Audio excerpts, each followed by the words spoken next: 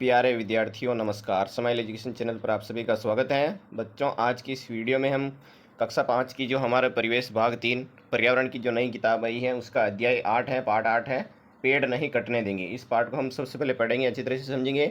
उसके बाद इसके जितने भी प्रश्न हैं उन सभी के प्रश्नों के उत्तर हम इस वीडियो के अंदर देखेंगे। आपको क्या करना है, वीडियो को पूरा देखना है और पार्ट को समझने का प्रयास करना है ताकि आपको प्रश्न उत्तर भी याद हो जाए।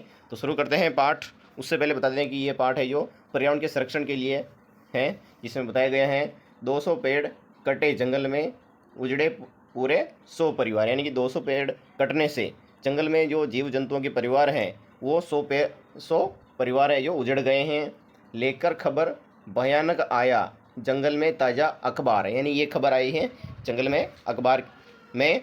भालू ने अखबार देखकर किया एक ऐलान, सुनो। भालू है जो उस अखबार को पढ़ता है और ऐलान करता है, घोषणा करता है सभी जीव जंतुओं के लिए कि जंगल की ये खबर ध्यान से सुनो, सभी श्रीमान सुनो। यानी कि जंगल में रहने वाले सभी जीव जंतु ये खबर ध्यान से सुन लो कि बहुत बढ़ गया मानव का पूरे जंगल पर अत्याचार। यानी कि मानव अपने स्वार्थ के लिए जंगल में अत्याचार कर रहा है, पेड़ पौधों को काट रहा है और जीव जंतुओं को नुकसान पहुंचा रहे हैं, जिससे बहुत सारे जीव जंतु है जो खत्म होते जा रहे हैं। हरे पेड़ कटने से ही तो कितने उजड़ गए परिवार। यानी कि पेड़ के अंदर आपको पता है बहुत सारे जीव जंतु रहते हैं, ऊपर भी रहते हैं, नीचे भी रहते हैं। उन सभी के परिवार है जो उजड़ते जा रहे हैं। उन परिवारों का क्या होगा जिनके घर में छोटे बच्चे, कई घोंसले गिरे पड़े हैं। यानी कि इसमें बताया गया है कि जहाँ पर पेड़ कट गए हैं उनके घर के छोटे छोटे बच्चे वो अब कहाँ जाएंगे, और कई घोंसले जो नीचे गिर पड़े हैं, कुछ पक्के तो कुछ कच्चे। यानी कि उसके अंदर जो अंडे हैं वो कुछ पके हैं तो कुछ कच्चे हैं। अब वो कहाँ जाएंगे, क्योंकि जीव जंतु के पास सहायता करने वाले बहुत कम होते हैं।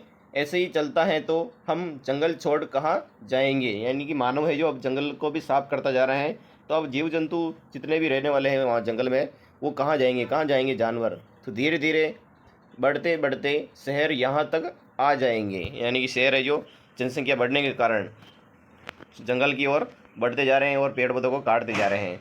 अब है आओ चर्चा करें वाले प्रश्न की। पहला है इसमें ऊपर दिए इस चित्र को देखकर आपके मन में क्या क्या विचार और भावनाएं आई। तो इसमें हम बच्चों इस चित्र को देखकर हमें भावनाएं आई कि हमें इस प्रकृति को कोई नुकसान नहीं पहुंचाना चाहिए बल्कि उनकी सुरक्षा करनी चाहिए, और जो जीव जंतु परेशान हो रहे हैं उनको कभी परेशान नहीं करना चाहिए। आपको दिख रहे हैं कि इस चित्र में जो जीव जंतु हैं इधर उधर भाग रहे हैं क्योंकि उनके पास अब रहने के लिए घर नहीं है। अगला प्रश्न बच्चों दूसरा, कि जंगल की कटाई क्यों हो रही है। तो इसमें बताया गया है कि खेती योग्य भूमि बनाने के लिए, मकान, सड़क और कारखाने बनाने के लिए, लकड़ी और ईंधन पाने के लिए जंगल की कटाई हो रही है और शहर भी लगभग धीरे धीरे बढ़ते जा रहे हैं। अगला प्रश्न है बच्चों कि हरे पेड़ कटने से ही तो कितने उजड़ गए परिवार, ऐसा क्यों लिखा गया है, इसके पक्ष में अपने विचार प्रस्तुत कीजिए। तो हम इसमें प्रस्तुत कर सकते हैं कि पेड़ कटने से पक्षियों के घर उजड़ जाते हैं, जानवरों को भोजन नहीं मिलता, मनुष्य को शुद्ध हवा और ठंडी छाया नहीं मिलती है। चौथा प्रश्न है इसी का कि जंगलों की कटाई से पर्यावरण, मानव जीवन एवं जंगली जानवरों पर क्या प्रभाव पड़ता है। तो इसके उत्तर में हम लिख सकते हैं पर्यावरण असंतुलन हो जाता है, प्रदूषण बढ़ता है, वर्षा कम हो जाती है, जानवरों का घर उजड़ जाता है, बाढ़, सूखा जैसी आपदाएं आती हैं। अगला प्रश्न पांचवा, जंगल की कटाई की रोकथाम के लिए हम क्या कदम उठा सकते हैं। तो इसमें पेड़ों की कटाई रोकनी चाहिए, अधिक पेड़ लगाना चाहिए, वन महोत्सव मनाना चाहिए, लकड़ी का कम उपयोग करना चाहिए, बागवानी को बढ़ाना चाहिए। ये इसका उत्तर हो गया। अब इस पाठ की अगली लाइन है कि पेड़ पौधे हमारे जीवन का अभिन्न अंग हैं, उनका महत्व केवल उनसे मिलने वाले उत्पादों तक सीमित नहीं है। यानी कि इसमें बहुत बड़ी बात कही है इसमें कि जो पेड़ पौधे हैं हमारे जीवन के लिए बहुत ही उपयोगी हैं। आपने पिछली कक्षाओं में पढ़ा होगा कि पेड़ पौधों में भी जीवन होता है, वे भी संवेदनाएं महसूस कर सकते हैं। यानी कि जैसे कि मनुष्य के अंदर जीवन होता है उसी तरह पेड़ पौधे भी, उनको भी जीवन जीने का अधिकार है। क्या आपने कभी सोचा है कि यदि हमारे आसपास पेड़ पौधे नहीं हो तो हमारा जीवन कैसा होगा। आप भी बताइए कि पेड़ पौधे नहीं होंगे तो यहाँ पर पृथ्वी पर बहुत सारी समस्याओं का सामना करना पड़ेगा, जैसे कि गर्मी तेज़ पड़ना, तेज़ धूप पड़ना, बारिश कम होना। इससे बहुत सारे कारण हैं।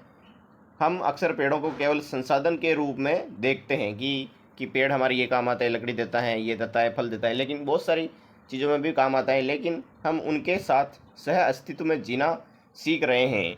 खेजड़ेली आंदोलन की घटना हमें क्या सिखाती है, यानी कि जो जोधपुर में, हमारे राजस्थान के जोधपुर में जो घटना हुई है खेजड़ेली आंदोलन, जिसमें 363 महिलाओं ने, स्त्री पुरुषों ने अपनी जान देकर पेड़ पौधों की रक्षा की, इसलिए खेजड़ेली पूरे भारत में प्रसिद्ध हो गया। वहाँ लोगों ने पेड़ों की रक्षा के लिए अपने प्राणों की भी चिंता नहीं की। प्रकृति का संतुलन बनाए रखने के लिए हमें जंगल, पानी, हवा और मिट्टी, हर प्रकृति तत्व के साथ संतुलन और सम्मान का भाव रखना होगा। हम अपने आसपास के पेड़ पौधों की देखभाल के लिए क्या कर सकते हैं, बताइए। तो हम अपने आसपास के पेड़ पौधों की सुरक्षा के लिए सबसे पहले हमें पेड़ पौधों को काटने से रोकना चाहिए, और जीव जंतु हैं, जो जानवर हैं वो खाते हैं, उनको भी उसे सुरक्षा करनी चाहिए ताकि वो बड़ा हो सके, और उनको समय समय पर पानी, खाद भी डालते रहना चाहिए।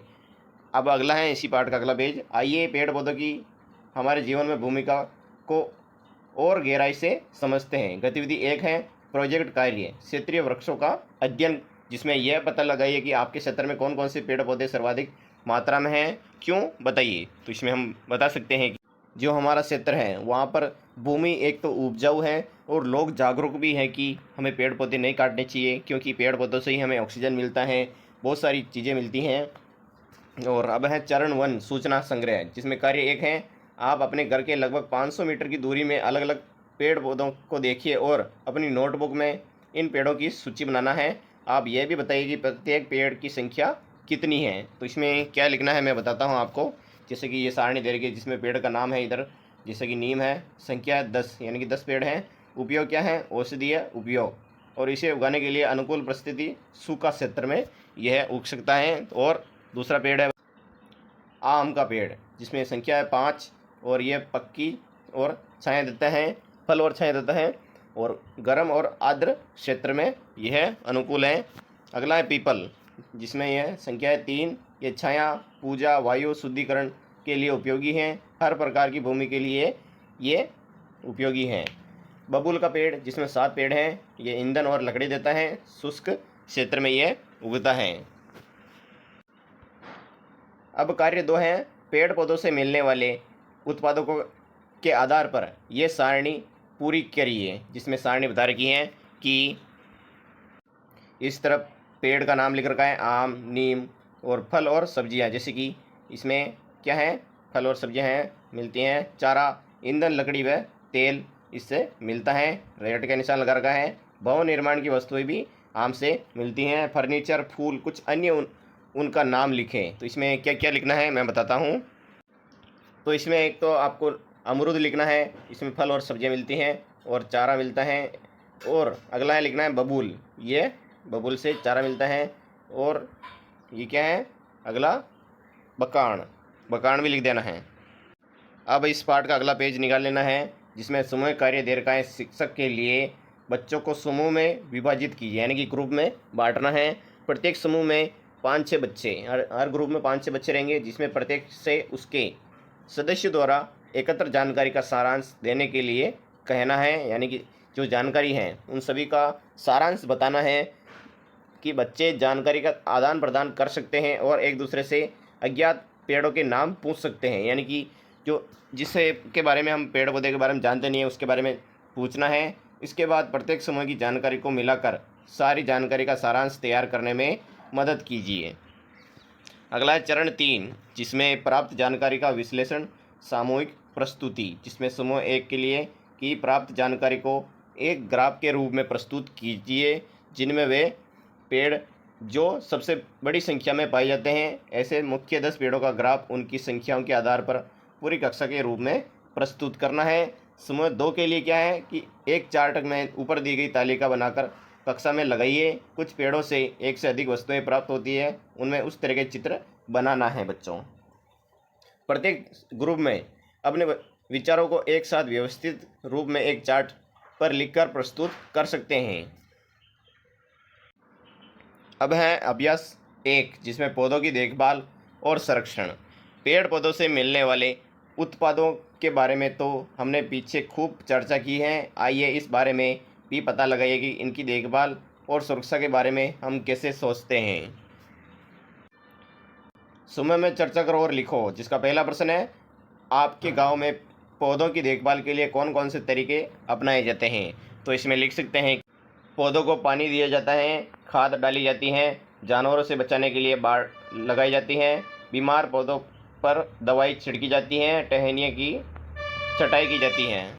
दूसरा प्रश्न इसी पेज का कि नए पौधों को कहाँ उगाते हैं और उनकी देखभाल कैसे की जाती है वो बताइए। तो नए पौधे खेत, बगीचे और सड़क किनारे लगाए जाते हैं। रोज़ पानी दिया जाता है, धूप और मिट्टी का ध्यान रखा जाता है, खरपतवार हटाई जाती हैं, पौधों के चारों ओर सुरक्षा घेरा बनाया जाता है। अगली लाइन है कि शिक्षक के लिए, जिसमें कक्षा के सभी समूह से निकली समझ, तथ्य एवं विचारों को बड़े समूह में चर्चा करनी है, बड़े ग्रुप में चर्चा करनी है और सभी बच्चों को व्यक्तिगत रूप से उसे लिखने में मदद करनी है। अब है बच्चों अभ्यास 2, जिसमें प्रयोगात्मक कार्य।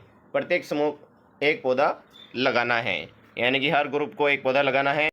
और अगला है, हर समय अपने पौधे का एक दोस्त की तरह नाम रखना है, जैसे कि मनोज हो गया, क्या हो गया, रवि हो गया, हंसराज हो गया, ऐसे कुछ भी लिख सकते हैं। और अगला है, अगले 6 महीनों तक इस पौधे में होने वाले बदलावों को ध्यान से देखें और बदलावों को पुस्तिका में लिखना है कि इसमें इतनी ग्रोथ हो रही है, इतना बढ़ रहा है, बीमार पड़ रहा है, उसमें कॉपी में लिखना है। अगला है बच्चों सोचो और बताओ, इसमें क्या इन पौधों में नई पत्तियां आई हैं? क्या इसके आसपास की मिट्टी गीली रहती है या सूखी? क्या कीट पतंगे इस पर आते हैं क्या? तो हम देख सकते हैं कि क्या इन पौधों पर नई पत्तियां इसमें हैं? हाँ, समय समय पर पौधों में नई नई पत्तियां आती रहती हैं। और क्या इसके आसपास की मिट्टी गीली रहती है? तो हाँ, जब पौधे को पानी दिया जाता है तब मिट्टी गीली रहती है और कुछ समय बाद सूख जाती हैं। तीसरा है, क्या मिट्टी कीट पतंगे इस पर आते हैं? हाँ, कई बार पौधे की पत्तियों और फूलों पर कीट पतंगे आ जाते हैं। चौथा, इन पौधों को देखभाल कीजिए और साप्ताहिक अवलोकन कीजिए, जिसमें नियमित उत्तर हैं, नियमित रूप से पानी देना, पौधे के पास की मिट्टी को ढीला करना चाहिए, यदि सूखा पत्तियां हो तो उन्हें हटा देनी चाहिए, पौधे पर कीट दिखाई दे तो उनका उपचार करना चाहिए। अगला है, इन पौधों की देखभाल कीजिए और साप्ताहिक अवलोकन करना है, जैसे कि पेड़ का नाम यहाँ पर डालना है, बीज या पौधा यहाँ पर डालना है, रोपण की तिथि, कितनी तारीख को वो बीज बोया गया है, स्थान डालना है कि कहाँ पर डाला गया, जैसे कि स्कूल हो गया या फिर आपके घर के पास का जो ज़मीन है वहाँ पर हो गया। तो हम उदाहरण के रूप में देख सकते हैं कि गुलाब का पौधा है, जैसे पेड़ का नाम, बीज या पौधा, रोपण की तिथि, स्थान इसमें बताएंगे कि गुलाब एक पौधा है, इसको 1 जुलाई 2025 स्कूल, बगीचा या घर का गमले में बोया गया। देखभाल की दिनांक, पौधा बनाने की प्रक्रिया, पौधे को देखभाल का तरीका, पत्ती का स्वरूप, फूल फल सब्जी, आसपास के कीट पतंगे से जुड़ी मेरी भावनाएं, जिसमें 5 जुलाई 2025 में हम लिख सकते हैं कि नई कोपले निकली, रोज़ पानी दिया, सूखी पत्तियां हटाई, हरी और मुलायम पत्तियां कली आने लगी, कुछ चींटियां दिखाई दी, मुझे खुशी हुई कि मेरा पौधा बढ़ रहा है। 12 जुलाई 2025 पौधा बढ़ा हुआ, मिट्टी ढीली की, खाद डाली, पत्तियां चमकदार, गुलाब का फूल खिला, मधुमक्खी और तितली आई, फूल देखकर बहुत अच्छा लगा। 19 जुलाई 2025 और नई शाखाएं आई, समय पर पानी दिया, पत्तियां हरी रही, फूल खिले, कभी कभी कीड़े दिखे। ऐसा आपको इनमें लिखना था, जैसे कि मैंने अभी बताया था, इनमें इन 2 डब्बों में लिखना है। ये आपको कंप्लीट हो गया ये। अब है अभ्यास 3, जिसमें प्रयोगात्मक कार्य। प्रकृति की देखभाल का एक जरूरी पहलू बढ़ते कचरे की समस्या का समाधान ढूंढना भी है। आओ इसके बारे में समझ बनाते हैं। जैसे कि आपने विद्यालय से निकलने वाले कचरे की समझ बनाइए कि अपने विद्यालय की किसी एक कच्ची जगह पर 2 छोटे गड्ढे बनाना है और उसमें कचरा डालना है, और एक गड्ढे में जैविक कचरा, केले के छिलके, और दूसरे में प्लास्टिक कचरा, चिप्स, नमकीन के पैकेट दबाइए, इसमें दबाना है आपको। और 20 दिन बाद इन गड्ढों को खोदकर देखो केले या सब्जी के छिलकों का क्या हुआ। तो केले व सब्जी के छिलके जो गल जाएंगे, मिट्टी में मिल जाएंगे। लेकिन इसमें आगे हैं चिप्स के पैकेट का क्या हुआ। अब जो चिप्स का पैकेट है प्लास्टिक का, वो नहीं गलेगा, उसको कितने दिन भले आप ज़मीन में गाड़ लो, तो ये प्रकृति के लिए बहुत ही नुकसान है। अगली लाइन है, क्या आपने कभी सोचा है कि जब हम प्लास्टिक की थैली या बोतल फेंक देते हैं तो वह कहाँ जाती हैं। तो हमें सोचना चाहिए कि कहाँ जाती हैं, और कभी कभी ये प्रकृति के लिए बहुत घातक सिद्ध होती हैं। प्लास्टिक बहुत विशिष्ट पदार्थ होता है, यानी कि वो बहुत कम मात्रा में गलता है बहुत सालों बाद। ये जल्दी ख़राब नहीं होता, लेकिन यही इसकी सबसे बड़ी परेशानी भी है। केले का छिलका और पत्तियाँ कुछ ही हफ्तों में मिट्टी में मिल जाती हैं, लेकिन प्लास्टिक को ख़त्म होने में सैकड़ों वर्ष लग जाते हैं। कुछ प्लास्टिक ऐसी होती हैं जो सिर्फ एक बार इस्तेमाल करके फेंक दी जाती हैं, जैसे कि प्लास्टिक की थैलियाँ जो हम बाज़ार से जो भी सामान लाते हैं उसमें जो, और पानी की बोतलें, स्ट्रॉ और चम्मच आदि को सिंगल यूज प्लास्टिक कहते हैं, यानी कि एक बार यूज होता है। समस्या यह है कि जो चीज़ें हमारे काम सिर्फ कुछ मिनटों के लिए आती हैं, लेकिन इनका कचरा सैकड़ों सालों तक धरती पर बना रहता है। जब प्लास्टिक कूड़े में पड़ी रहती हैं या नालियों में बह जाती हैं, तो वह मिट्टी, पानी और हवा को प्रदूषित करती हैं। इसलिए हमें क्या करना चाहिए, प्लास्टिक का कम से कम उपयोग करना चाहिए। जानवर गलती से प्लास्टिक खाकर बीमार पड़ जाते हैं, तो उनसे भी बचाना चाहिए। अब है, अगर ये समस्या इतनी बड़ी है तो हम इसके लिए क्या कर सकते हैं। पहला प्रश्न है, किन किन कार्यों में हम प्लास्टिक से बनी वस्तुओं का उपयोग करते हैं। तो इसमें लिख सकते हैं कि हम प्लास्टिक की वस्तुओं का उपयोग पानी की बोतल, झोला, खिलौने, डिब्बे, पैकेट, पेन, कुर्सी, बाल्टी आदि में करते हैं। दूसरा प्रश्न इसी का, हमारे आसपास कौन कौन सी वस्तुएं हैं जो प्लास्टिक से बनी होती हैं और एक बार उपयोग के बाद फेंक दी जाती हैं। तो हमारे आसपास पॉलीथीन, डिस्पोजल गिलास, प्लेट, पानी की बोतल, चिप्स के पैकेट, स्ट्रॉ या चम्मच, आइसक्रीम का कप आदि ऐसी वस्तुएं हैं जो एक बार उपयोग करने के बाद फेंक दी जाती हैं। तीसरा प्रश्न इसी का, इनमें से कौन सी वस्तुएं कागज़ या कपड़े की चीज़ों से बदली जा सकती हैं। तो इसमें प्लास्टिक की थैली, ये कपड़े का झोला या कागज़ की थैली हम बदले जा सकते हैं। प्लास्टिक की प्लेट और गिलास, ये स्टील या मिट्टी के बर्तन हम उपयोग कर सकते हैं। अगले हैं प्लास्टिक की बोतल, जिसमें स्टील या कांच की बोतल से हम उपयोग कर सकते हैं। अब है सारणी वाले प्रश्न, आपको दिख रही है सारणी। लंबे इस्तेमाल वाली वस्तु, प्लास्टिक की वस्तुएं यहाँ पर लिखनी है, और सिंगल यूज प्लास्टिक जैसे कि सामान वाली थैली, और इनके विकल्प कपड़े का झोला।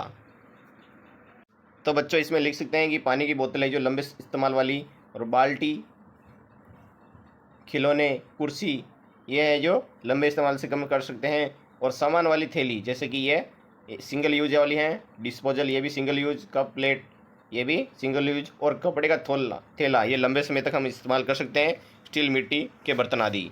और टिफ़िन बॉक्स ये भी हम लंबे समय से इस्तेमाल कर सकते हैं। प्लास्टिक की कुर्सी, पानी की बोतल ये एक बार उपयोग वाली हैं, और कांच, स्टील की बोतल, प्लास्टिक का डिब्बा, ड्रम, चिप्स, नमकीन के पैकेट, कपड़े का थैला जो अभी बताए हैं ये सिंगल यूज है, और कपड़े का थैला, कागज़ का पैकेट ये है जो लंबे समय से हम इस्तेमाल कर सकते हैं।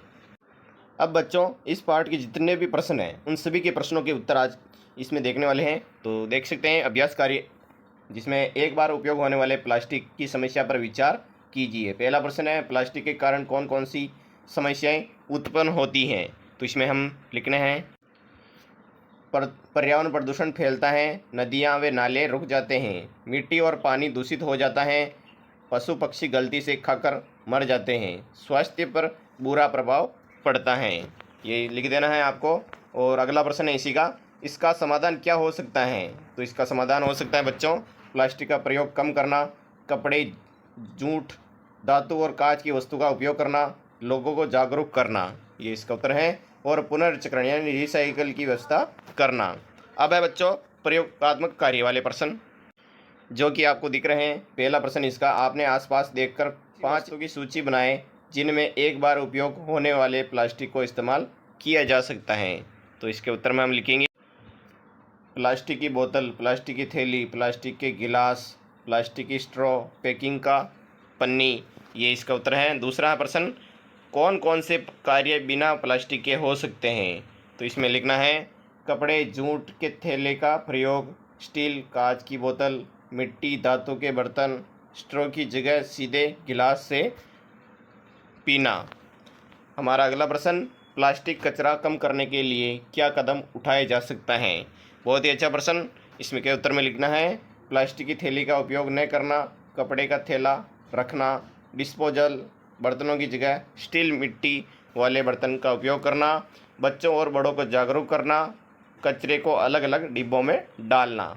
अब है सोचो और लिखो वाले प्रश्न, जिसका पहला है, क्या हमारे ऐसे विकल्प हैं जो पर्यावरण को नुकसान नहीं पहुंचाते हैं? तो हाँ, कपड़े के थैले, जूट बैग, बांस की वस्तुएं, धातु व कांच के बर्तन जो हमें नुकसान नहीं पहुंचाते हैं। दूसरा प्रश्न, यदि हम छोटे बदलाव करेंगे तो क्या बड़ा असर होगा? तो इसमें लिखेंगे कि प्रदूषण कम होगा, पशु पक्षी सुरक्षित रहेंगे, स्वच्छ वातावरण मिलेगा, आने वाली पीढ़ियों का जीवन सुरक्षित होगा। तीसरा प्रश्न, जंगलों और नदियों में फेंका गया प्लास्टिक जानवरों व पक्षियों के लिए हानिकारक है, चार्ट बनाइए। तो इसमें जानवर प्लास्टिक का खाकर मर जाते हैं, पक्षी उसमें फंस जाते हैं, पानी गंदा और अवरुद्ध हो जाता है, मछलियाँ प्लास्टिक निगल लेती हैं।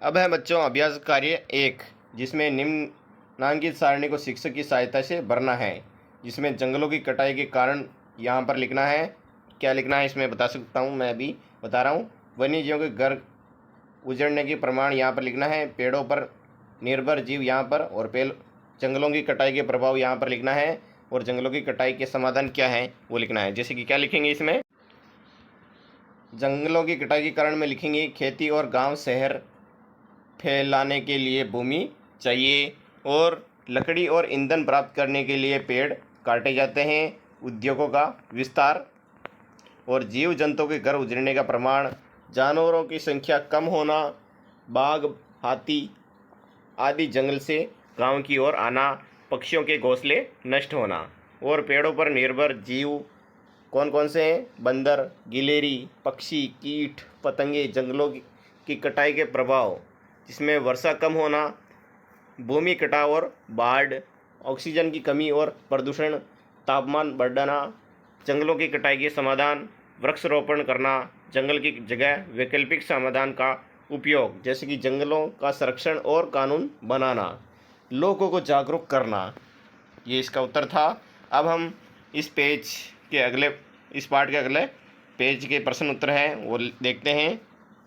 अभ्यास कार्य 2, व्यवहारिक गतिविधि एवं परियोजना कार्य, जिसमें गतिविधि 1 है, स्थानीय वृक्षों का अध्ययन करना है, विद्यार्थियों को अपने आसपास के पेड़ों की सूची तैयार करने को कहें और निम्नांकित चार्ट भरने के लिए प्रेरित करना है। जैसे कि पेड़ का नाम आम हो गया, नीम, संख्या कितनी है, जैसे कि 10 है, 10 लिख देनी है। उपयोग क्या है, आम का पेड़ फल देता है और छाया देता है। इसे उगने की अनुकूल परिस्थिति क्या है, तो अनुकूल परिस्थिति इसमें हम लिख सकते हैं कि अनुकूल परिस्थिति है जलवायु, अच्छी जल निकासी वाली दोमट मिट्टी चाहिए जो इसको अच्छी तरह से उगने में आसान करेगी। दूसरा है, हम दूसरी नीम के बारे में लिख सकते हैं, यह संख्या 7 है, यह औषधीय पत्तियां, छाल, दातून, कीटनाशक, छाया हमें देते हैं, इसका उपयोग। और इसकी जलवायु में आपको लिखने हैं उष्णकटिबंधीय और उपोष्ण कटिबंधीय जलवायु, थोड़ा पथरीली सूखी मिट्टी में भी उग सकती हैं। उसी तरह बच्चों ये गतिविधि 2 है, वनस्पतियों का वर्गीकरण। इसमें भी वर्गीकरण करना है कि विद्यार्थी अपने क्षेत्र में मिलने वाले पेड़ों को निम्नलिखित सारणी में वर्गीकृत करना है। जैसे कि आम, यह फल, सब्जी, चारा, लकड़ी, फर्नीचर क्या क्या देता है इसमें लिखना है, और नीम वाले इसमें लिखना है कि तो क्या लिखेंगे इसमें, तो हम लिखेंगे आम, जैसे कि यह फल, छाया और औषधीय देता है। उसी तरह नीम, ये पत्तियां देता है, औषधीय, कीटनाशक, छाया देता है, इसमें लिखना है। अगला प्रश्न है बच्चों अभ्यास 3, पौधों की देखभाल और संरक्षण, जिसका पहला प्रश्न है, पौधों को नष्ट करने वाले मुख्य कारक क्या हैं? तो इसके उत्तर में हम लिखना है, पौधों को नष्ट करने वाले मुख्य कारक निम्नलिखित है कि प्राकृतिक कारक है, बाढ़, सूखा, अत्यधिक ठंड या गर्मी, तूफान और प्राकृतिक रूप से लगने वाली आग। और मानवीय कारक हैं, अत्यधिक कटाई, जिसमें वनों की कटाई, प्रदूषण, वायु, जल और मिट्टी, शहरीकरण और निर्माण कार्य और अनियंत्रित चराई। और जैविक कारक हैं हानिकारक कीट और बीमारियां, खरपतवार जो पौधों के पोषक तत्वों को छीन लेती हैं। अगला प्रश्न दूसरा, कौन से पौधे सबसे अधिक कोमल होते हैं? तो इसमें लिखना है सबसे अधिक कोमल पौधे सॉफ्ट डिस्लाइड पौधे वे होते हैं जो नए उग रहे होते हैं, या वे पौधे जिनमें तना मुलायम होता है और वे आसानी से टूट जाते हैं। इन्हें आमतौर पर शाख हर्ब्स कहा जाता है। उदाहरण के रूप में नए अंकुरित पौधे, सब्जी वाले पौधे जैसे कि पालक, धनिया, टमाटर के छोटे पौधे, मौसमी फूल वाले पौधे। प्रश्न संख्या 3, आपके गांव शहर में पौधों की देखभाल के लिए कौन कौन से तरीके अपनाए जाते हैं वो लिखना है। जैसे कि हमारे गांव शहर में निम्नलिखित पौधे, जैसे कि पौधों को समय समय पर पानी देना, खाद और खाद्य सामग्री डालना। तीसरा है पौधों की छटाई करना। चौथा, पौधों को कीटों से बचाने के लिए दवा छिड़काव करना। पांचवा, पौधों को तेज धूप या ठंड से बचाना। अब अगला वाले प्रश्न है तीसरा, अगले वाले पेज के, कि आपके गांव शहर में, ये भी मैंने बता दिया था इस वाले प्रश्न का उत्तर। अब है अभ्यास 4, प्रयोगात्मक कार्य वाले प्रश्न, जिसमें प्रत्येक समूह एक पौधा और 6 महीने तक उसका रिकॉर्ड रखना है। जैसे कि पेड़ का नाम, गुलमोहर और बीज या पौधा, ये पौधा है। रोपण यानी रोपने की कितनी तारीख है, जैसे कि आज भी लिख सकते हो कि आज 29 सितंबर है, तो यहाँ पे हम लिख सकते हैं 29 सितंबर। स्थान है स्कूल, गार्डन। और देखभाल, पानी देना, खाद डालना और पानी, पत्ती का स्वरूप हरी बड़ी पत्तियाँ, खुशी। इसी तरह और आप जो भी पौधा उगा रहे हैं इसमें लिखना है। अगला है अभ्यास 5, कचरे का अपघटन परीक्षण, जिसका प्रश्न है एक गड्ढे में जैविक कचरा, केले के छिलके, पत्तियाँ आदि, और दूसरे में प्लास्टिक कचरा दबाइए। इसमें हमने पार्ट के अंदर भी देखा था इसका उत्तर। और अगला है 10 दिन बाद देखेंगे कौन सा पदार्थ सड़ गया है और कौन सा जस का तस रहा, यानी कि प्लास्टिक है जो जस का तस रहता है। अगला है इसमें छात्रों को अपघटन और कचरा प्रबंधन की महत्व समझ आएगी। अब है अगले, कचरे के प्रबंधन से जुड़ी एक प्रश्नावली निर्माण करिए। उदाहरण प्रश्नावली नीचे दिए गए प्रश्नों के उदाहरणों से आप ऐसे ही अन्य प्रश्न बना सकते हैं। जैसे कि पहला प्रश्न है, इसका उत्तर मैं बताने वाला हूँ। क्या आप जानते हैं कि प्लास्टिक के विघटन यानी नष्ट होने में कितना समय लगता है? तो बच्चों आपको लिखना है प्लास्टिक के विघटन में सैकड़ों वर्ष लग जाते हैं। ये इसका उत्तर हो गया। अब है अगला, प्लास्टिक स्कूल में कहाँ से आता है और इसे कैसे रोका जा सकता है? तो प्लास्टिक स्कूल में बच्चों की पानी की बोतल, टिफिन, पेन, पैकिंग सामग्री आदि से आता है। इसे रोका जा सकता है कपड़े के बैग, स्टील की बोतल और डिब्बे इस्तेमाल करके। अगला तीसरा, आपके घर में सबसे अधिक प्लास्टिक का उपयोग कहाँ कहाँ किया जाता है? तो घर में सबसे अधिक प्लास्टिक का उपयोग पानी की बोतल, डिब्बे, पॉलीथीन, पैकिंग और घरेलू सामान में किया जाता है। लास्ट प्रश्न है, क्या आप विद्यालय में प्लास्टिक का उपयोग कम करने के लिए तैयार हैं? तो इसके उत्तर में लिखना है हाँ, हम विद्यालय में कपड़े के बैग, स्टील की बोतल और टिफिन उपयोग करके प्लास्टिक का उपयोग कम करने के लिए तैयार हैं। तो बच्चों वीडियो कैसा लगा है? अगर अच्छा लगा है तो लाइक एंड सब्सक्राइब करना ना भूलें, और वीडियो को पूरा देखने के लिए आपको तहे दिल से बहुत बहुत धन्यवाद। अगर जो भी समस्या है आपकी वो कमेंट बॉक्स में बता सकते हैं। जय हिंद।